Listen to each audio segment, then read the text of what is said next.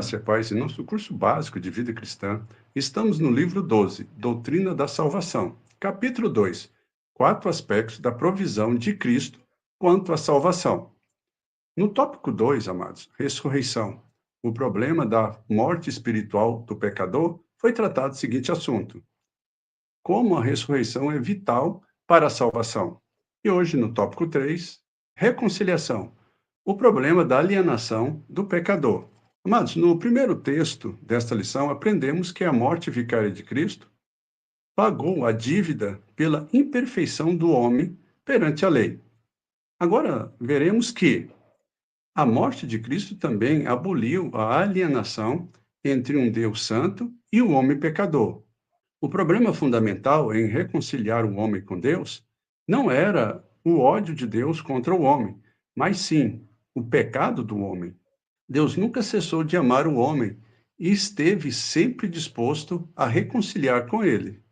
Mas, permanecendo o homem caído no pecado, a santidade de Deus e seu repúdio ao pecado impediam-no de ter comunhão com os homens.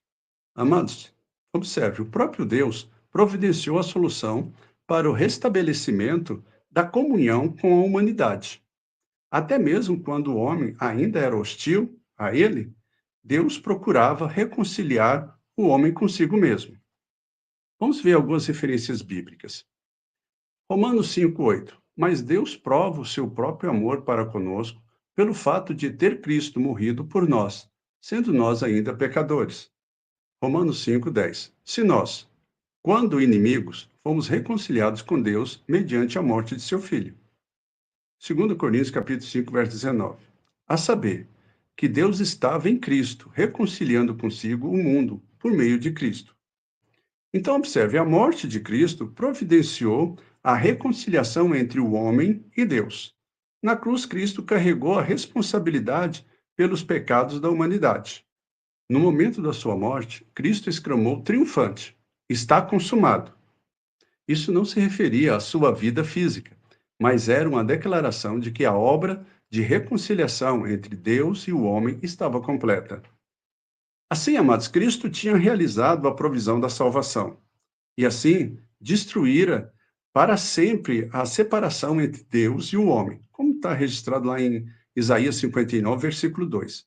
A reconciliação fala da comunhão com Deus para o pecador que dele se aproxima através do sacrifício reconciliador do seu Filho. O fato da obra de Cristo na cruz fez provisão para a reconciliação entre o homem e Deus. Não significa que todos os homens estejam bem com Deus.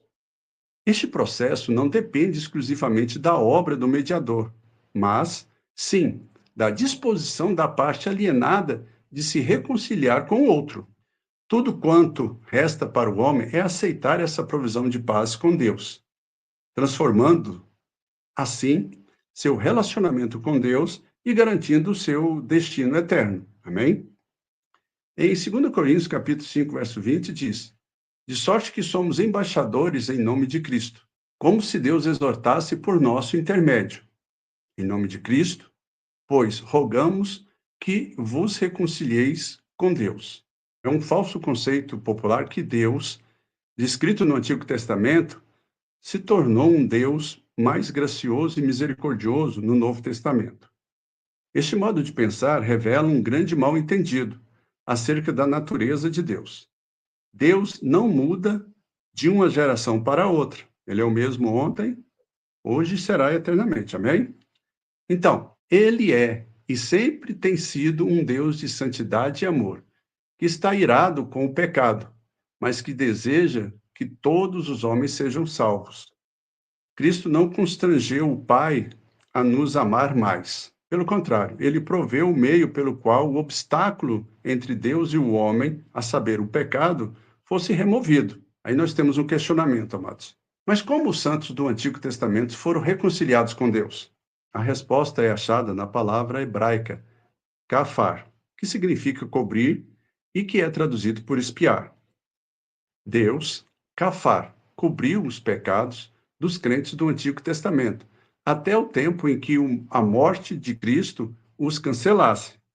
Assim eram reconciliados com Deus os santos da antiguidade, tendo em vista a remoção futura dos seus pecados, mediante o sacrifício de Cristo.